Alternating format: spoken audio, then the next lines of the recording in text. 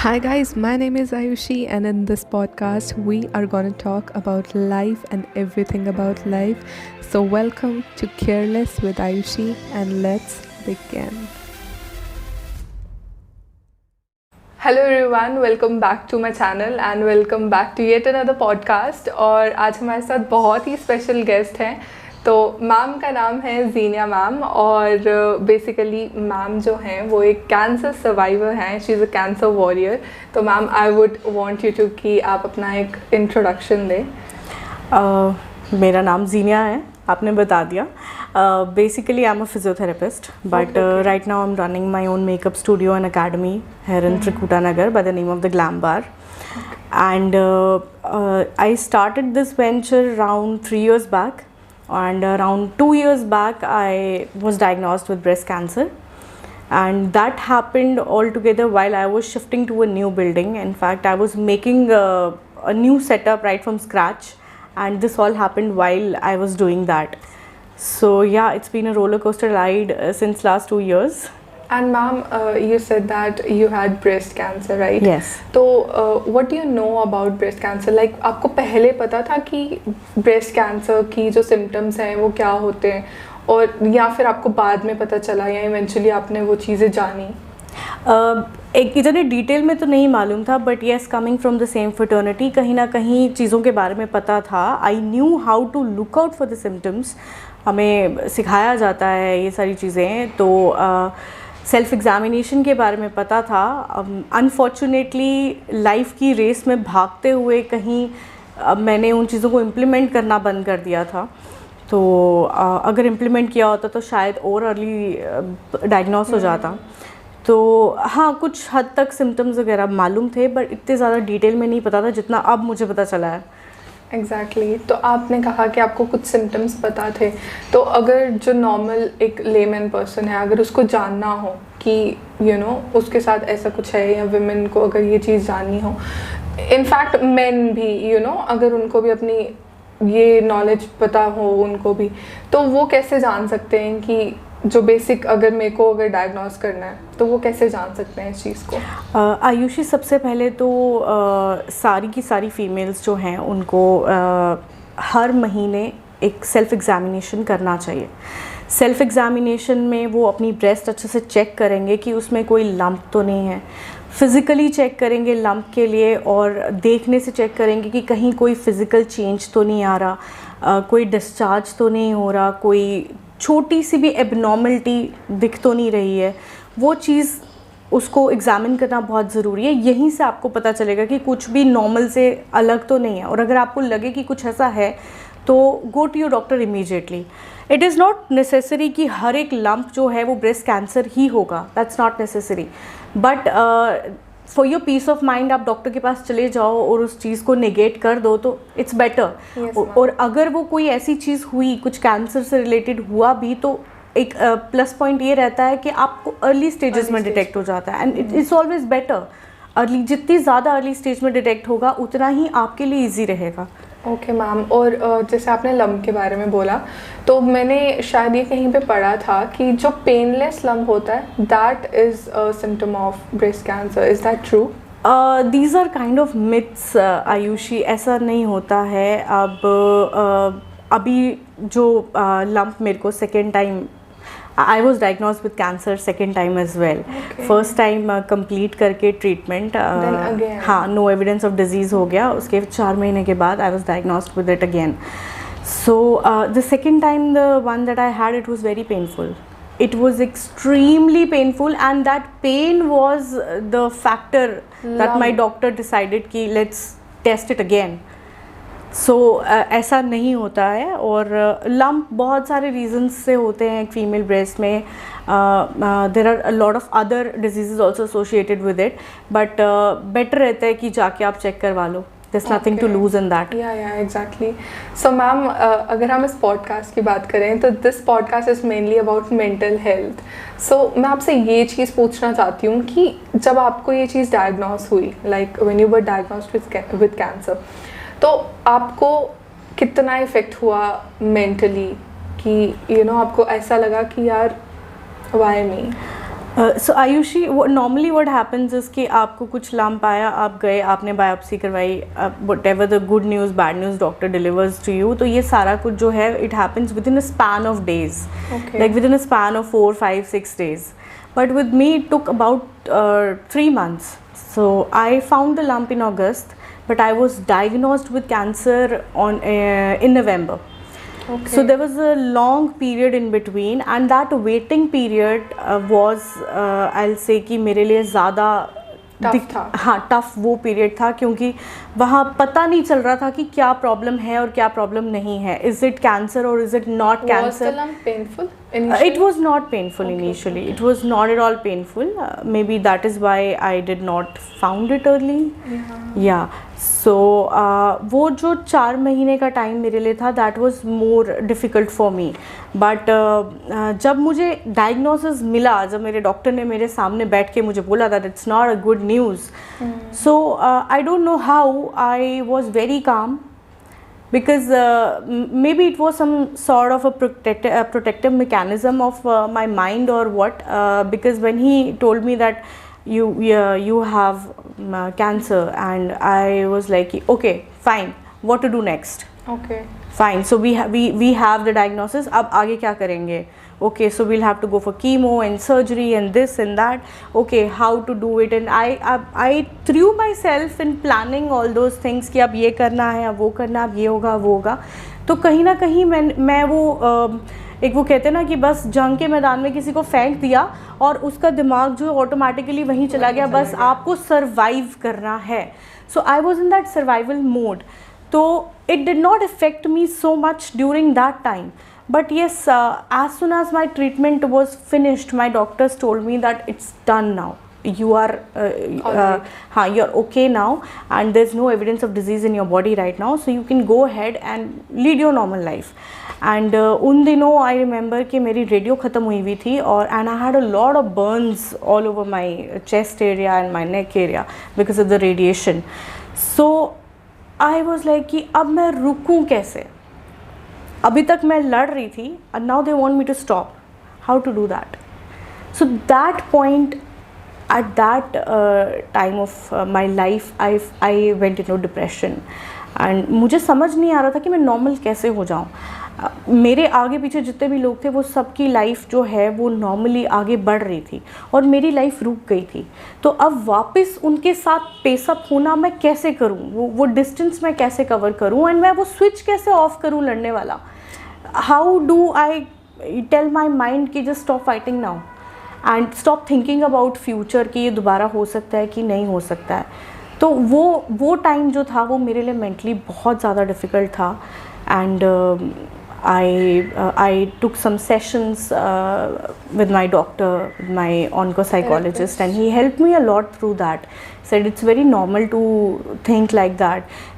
मेरे माइंड में मतलब इतनी बड़ी लड़ाई लड़के भी मेरे माइंड में कहीं था कि अब मैं लाइफ में नॉर्मल कैसे होऊंगी, मैं बाकी लोग तो आगे निकल गए, अब मैं उनके साथ कैसे पेसअप करूँ, कैसे मैचअप करूँ, ये कैसे करूँ, वो कैसे करूँ. वो बहुत ज़्यादा डिफ़िकल्ट था, वो पीरियड बहुत डिप्रेसिंग था. एंड फिर somehow I channelized my energy into my work. That helped. और जब सेकेंड टाइम फिर से हुआ, that was very depressing. That was extremely depressing. वो आपका डर था ना कि अगर फिर से हो गया. हाँ, because the kind of cancer that I have, it's a triple negative breast cancer, and इसमें relapse के chances पहले 2 से 3 साल में बहुत ज़्यादा होते हैं. Okay. So relapse मतलब दोबारा से. Okay. So what doctors tell you, Ayushi, is that once you have cancer, you are actually never cured of it. आप जैसे आपको कोविड हुआ तो आप ठीक हो गए, you're cured of it, but you're never actually cured of cancer. It goes away, but there are chances it will come back. So वो तलवार आपके दिमाग में लटकती रहती है कि अब आ जाएगा, अब आ जाएगा, अब आ जाएगा, अब आ जाएगा. So वो जैसे ही मैंने ये सोचना बंद किया था कि अब नहीं आएगा, वो वैसे ही वापस आ गया. So that was very depressive. That was I can't explain in words वो टाइम जो था. उससे पहले मैं नहीं सोचती थी कि मेरे साथ क्यों हुआ, बट तब डेफिनेटली जब सेकेंड टाइम हुआ, आई वाज लाइक कि ठीक है, मेरे डॉक्टर ने कहा था कि ये फ्रीक एक्सीडेंट है, ये किसी के साथ भी हो सकता है। तो फर्स्ट टाइम मैंने मान लिया कि ये फ्रीक एक्सीडेंट था। सेकेंड टाइम भी फ्रीक एक्सीडेंट मेरे ही साथ होना था। तो बिकॉज आई जेनेटिकली भी I am not, I am BRCA negative, so I don't have the gene that's responsible for breast cancer. I don't have hormonal induced breast cancer. It's a triple negative, मतलब कोई भी hormone involve नहीं है। So I don't have any reason कि ये क्यों हुआ। Basically बेनिग्निन cancer होता है जो कि बार बार होता रहता है। बेनिग्निन कैंसर होता है ना वो? नो नहीं, ऐसा नहीं होता। बिनाइन लम्प्स वो होते हैं जो नॉन कैंसरस रहते हैं। ओके, हाँ। और दूसरे कौन से होते हैं जो मेटास्टैटिक? Metastatic, okay. हाँ। ओके, तो वो बार बार जो नॉन है बिनाइन, वो हाँ। डेवलप होते हैं। इट्स नॉट नेसेसरी कि अगर आपको एक बार हुआ है तो दोबारा होगा ही होगा। दैट्स नॉट नेसेसरी कि वो रिलैप्स होगा ही होगा। सो इसीलिए मेरे लिए वो थोड़ा ज़्यादा ट्रॉमेटिक था कि ये मतलब 1 in 1000 चांसेस वाली बात हो गई और वो मेरे ही साथ दोबारा होना था। तो एंड ऊपर से ऐसा था कि फर्स्ट टाइम जब डायग्नोसिस मिला था it was 10th November, second time again I got the diagnosis on 10th November। After exactly 1 year I got the same diagnosis, so I was shattered. I cried a lot. मैं पहली बार तो मैंने एक आंसू नहीं बहाया था। But you are actually a warrior, ma'am. I'm just trying to survive. I'm just trying to live one day at a time. That's been my mantra all along. One day at a time. I've never thought कि मैं 10 दिन के बाद क्या करूँगी या 4 महीने के बाद क्या होगा। मेरे लिए हमेशा रहे कि आज का दिन कैसे सर्वाइव करना है। That's really, I don't know इसको क्या एक वर्ड में बोलूँ, बट मैं यही बोल सकती हूँ कि जो आपने वॉरियर लिखा है, you are actually a warrior. And what about your family? My family has been very supportive, but this has been very hard on them also. My mother, my parents, they have been throughout. I'm getting goosebumps, ma'am, literally. And मैं तो सोच भी नहीं सकती family के लिए कि कितना उनके लिए कितना devastating हो सकता है। It has been very devastating. My husband has been my rock throughout this, but I know it has affected him also. First time he was very scared. He's still scared, but वो second time थोड़ा सा experience हो गया है तो he knows how to deal with stuff and not.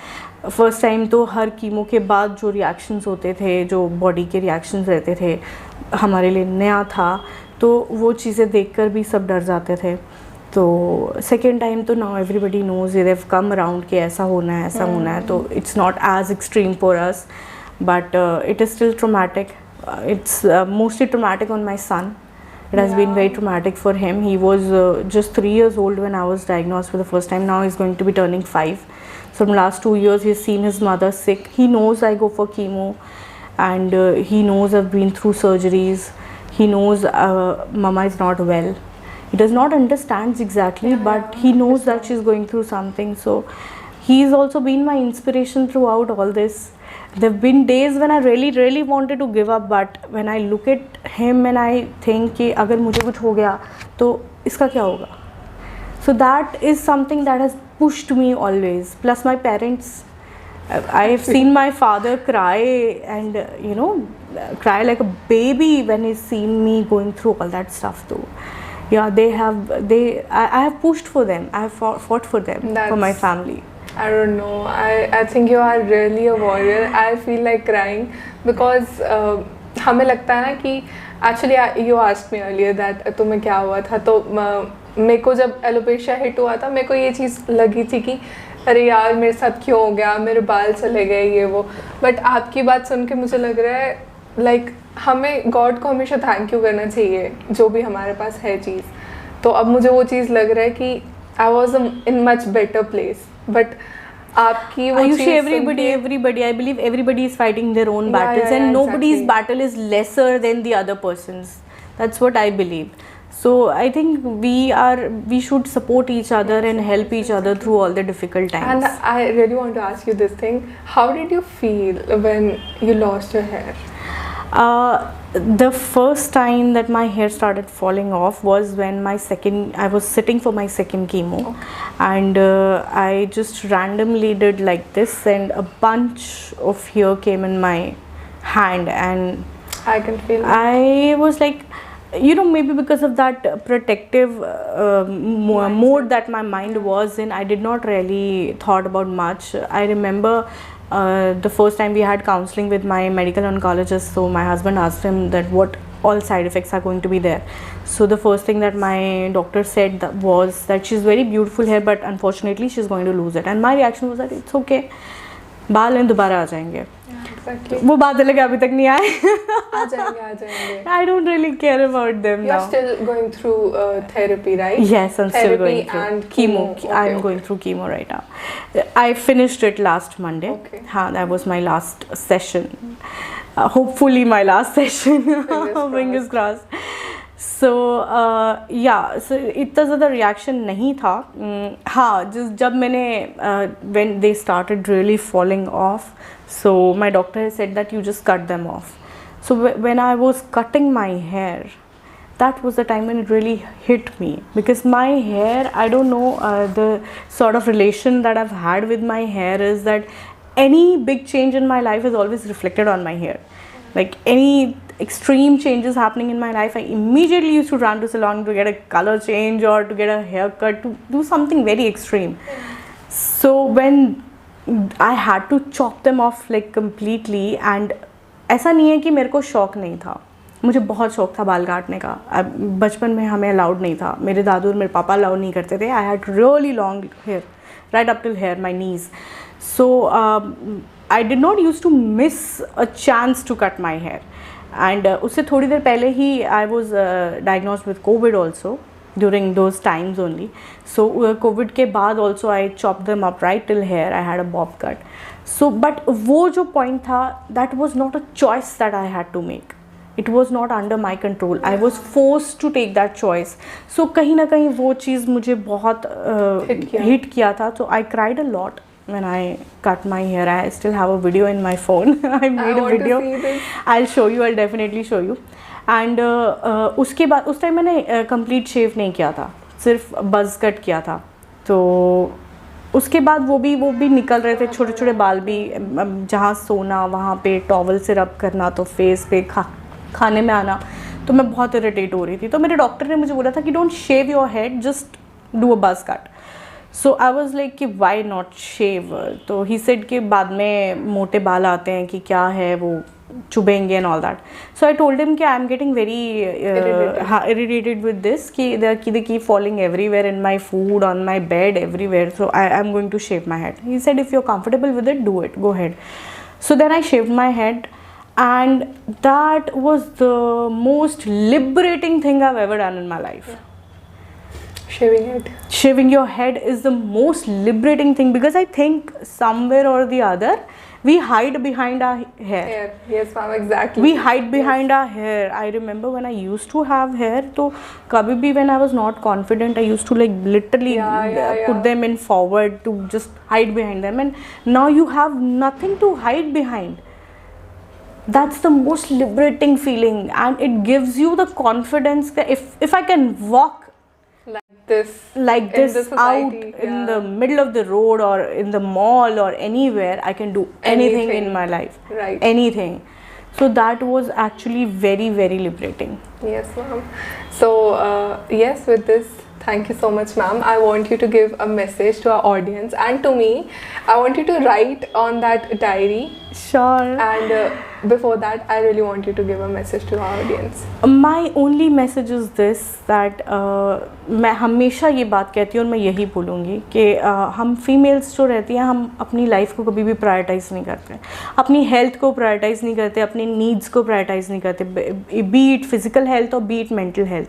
हम लोग हमेशा रहते हैं कि पहले बच्चों को देख लें, या अपने फैमिली को देख लें, भाई को देख लें, फादर को देख लें, इसको देख लें, उसको देख लें, सबको देख लें, लेकिन अपने आप को नहीं देखें. We need to stop doing that, and we need to start prioritizing our own needs as well, क्योंकि we have to understand कि अगर हम ठीक होंगे तो ही हम बाकी लोगों का ख्याल रख पाएंगे. Exactly ma'am, exactly. So it is very important कि it's not just about breast cancer or cancer in general. It's about everything regarding your body and your mind. If you feel like you need to stop and you need to take a break, please go ahead and do that. nobody is going to judge you for that, trust me. हम ही अपने आप को जज करते हैं, हमारी family जज नहीं करती है, कोई जज नहीं करता है. अगर आपको लगता है कि आज के दिन आप उठ के काम नहीं कर सकते हो, मत करो यार, एक दिन की छुट्टी ले लो, दुनिया नहीं रुकेगी. Just give your body and your mind time to heal. So this is my message to all the females out there, and to males, that please push the females in your life, make them understand that you are not going to judge them if they will not work for one day. And try to be independent. And try to be independent, yes. Financially. Financially, yes, it's very important for all the females to be independent. Yes. Very important. And even if you're not financially independent or you cannot be financially independent, then please कोशिश करो कि आप finance के बारे में पढ़ो, समझो, किसी से सीखो. अगर आप फाइनेंशियली इंडिपेंडेंट नहीं भी हो, पर फाइनेंशियल नॉलेज होना बहुत ज़रूरी है. It's very important. अगर 2000 भी हैं, उसको भी तुम कैसे, हाँ, कैसे उसको आप यूटिलाइज करते हो, आपको फाइनेंशियल नॉलेज होगी इन चीज़ों के बारे में, तो तभी आप कर पाओगे. Yes, ma'am. Thank you so much. And I want to give you something, just a small thank you from my side, क्योंकि मैं कुछ ज़्यादा तो नहीं कर पाई आपके लिए, but I really appreciate your time, ma'am. So thank you. It's just a small thing. I know this is not healthy for you, it's okay, but it's okay. I really want to give you this. Thank you because so much. I really appreciate your time, ma'am. Thank you. And I want you to give me a message. Sure. You are very inspiring, ma'am. I am telling you, I'm just trying to live, just trying to survive. I'm going to write a very cheesy line. Go for it. Write anything. That's what I've learned in last 2 years. And date also. I want to remember this date. मैंने उपासना ma'am से ये चीज़, ma'am ने उस दिन एक चीज़ बोली थी, Ayushi it's now or never. Yes, it is. और तब मेरे मन में ये चीज़ इतनी ज़्यादा हिट हुई थी ना, मेरे को अब कुछ भी होता ना, मेरे को मैम की वो बात याद आती है. It is very true. It's now or never. Seriously, हम लोग पूरी लाइफ ना यही सोचते रह जाते हैं कि अच्छा यार, ये वाले ट्रिप पे ना तब चले जाएंगे, ये वाला काम तब कर लेंगे, ये वाली ड्रेस तब खरीद लेंगे, जब ऐसे होगा, जब ये होगा, जब वो होगा. But what I learn in this last 2 years is कि वो दिन शायद आएगा ही नहीं. अभी जी लो, अभी जो भी है, it's what it is right in this moment. If you want something, go ahead and buy it. If you want to go on a trip, go ahead and do it. Don't wait for falana time and dhimkana time to come, because that might never come. Exactly. So ये कल हो ना हो is very cheesy, actually, but it is true. It is true. Yes, ma'am. Yeah. So, thank you so much, guys, for listening to this podcast. I'll put all the links down in the description box, and I'll give ma'am's Insta link. And ma'am, do you use YouTube? No, I don't use YouTube. I'll give her Insta link down in the description box. Go check her out. She is an amazing soul. She is actually a warrior. So yeah, thank you so much, guys, and you can listen to this podcast on Spotify. So yeah, thank you so much, and bye.